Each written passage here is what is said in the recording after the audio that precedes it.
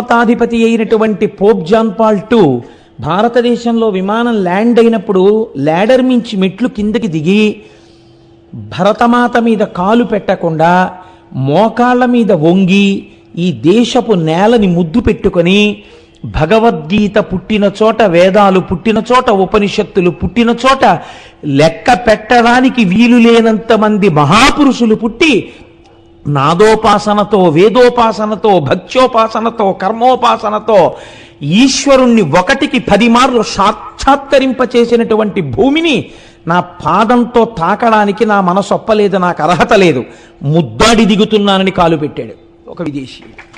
ఈ జాతి ప్రతిష్ట ఎంత గొప్పదో దాన్ని మీరు ఆలోచించండి. అటువంటి జాతికి మనం వారసులం.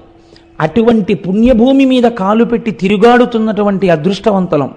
విశేషించి ఆంధ్రదేశంలో ఉన్నవాడు ఒక్క రాత్రి నిద్రపోతే శ్రీశైలం వెళ్ళిపోతాడు.